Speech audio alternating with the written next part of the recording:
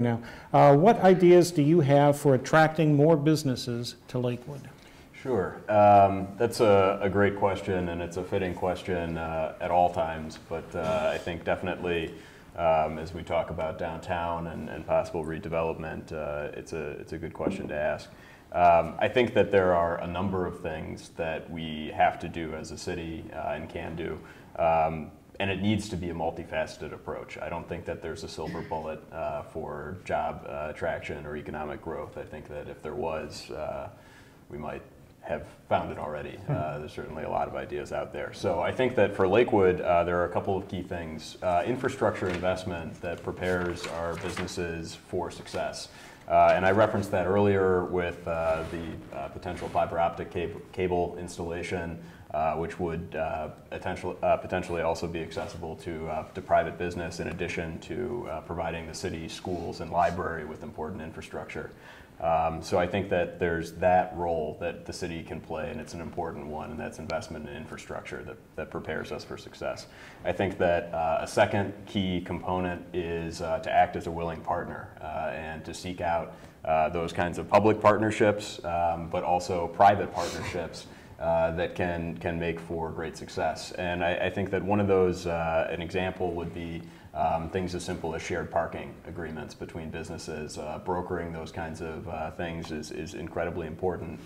Parking obviously is always an issue in Lakewood, but we can do simple things like that that can make our businesses a lot more ready to succeed. All right. Mr. Litton. Sure. So I think Madison Avenue is the next frontier for Lakewood, as it's gotten sort of, refurbished or resurfaced. Once we've dealt through that over the course of this summer, that we will have a wonderful new Boulevard 4 development. And I think setting us up for that was that redevelopment of the street.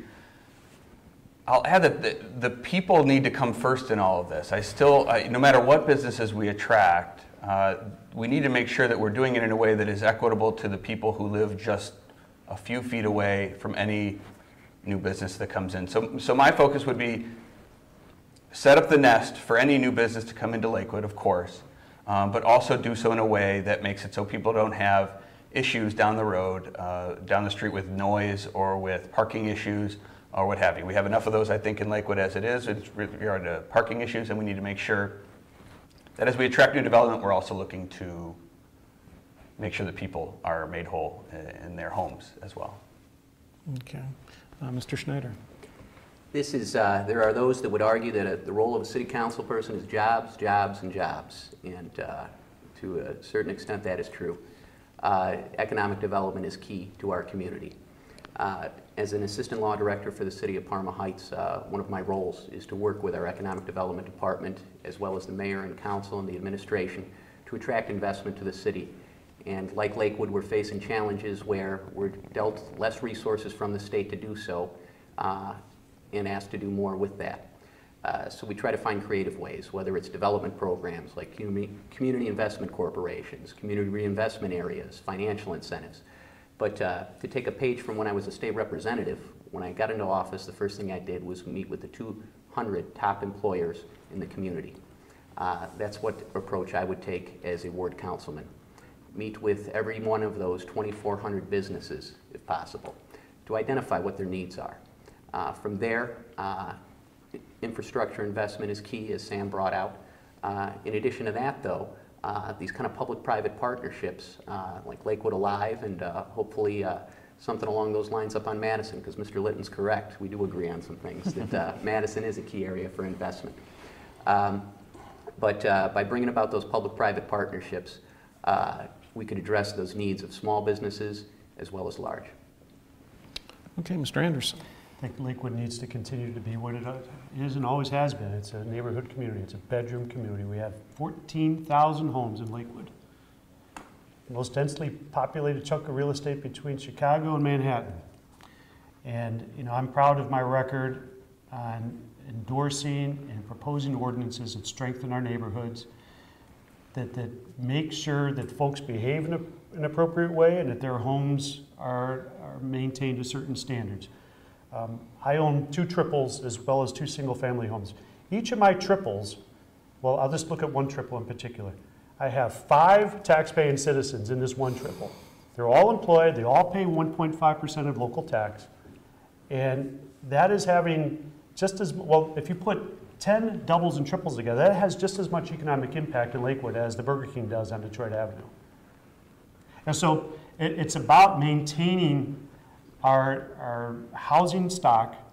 It's about preparing it for the next 100 years. And it's about making sure that every neighborhood meets and exceeds its potential, because that's what will draw the neighborhood businesses in. There's a robust community, robust electorate, robust residents who are paying taxes, putting into the system. It's, you can't manufacture that. That is what Lakewood is. It's a neighborhood bedroom community. You walk to school, you walk home, you walk to the store, you can ride, you can bike. It's a vibrant community. That's what's going to continue to draw the economic development into Lakewood. Okay, Mr. Metzger. Who said silver bullet? Was it you? I think so. Sam said silver Says there wasn't a silver bullet. Well, there is a silver bullet. All I'm right. not going to go all unicorn and rainbow on us right here. I think we've come to a crossroads in Lakewood now where we have actually gotten a silver bullet passing through town. There's been really unprecedented development in terms of commerce that's come in, restaurants, housing, repairs, streets, and you know, Lakewood's support of same-sex couples and all that kind of openness and sensitivity that's going to attract people and bring people to the area. It's going to maintain the existing community, and it's going to grow the new community in the future based on reuse of old resources like the school that was torn down over in our ward here. McKinley? Sure. And you know, I'm really pleased to have been appointed on City Council, thanks to David and other people, because I get to have a voice in a lot of all that. To the Planning Commission, not the whatever. City Council. Whatever. Sorry, I'm a little premature on that. But I'm really pleased to be involved in that because you can see, and these guys all see it on council because they have to vote and follow through on that, all the different developments that are coming through that we have a voice for and that we're seeing in Lakewood. So that creates a critical mass, gives you some churn, and it really keeps people interested in our community. And that's I think we got a little bit of a silver bullet going on, even though I haven't been appointed to council. Okay. Just real quick, Bruce, if I may.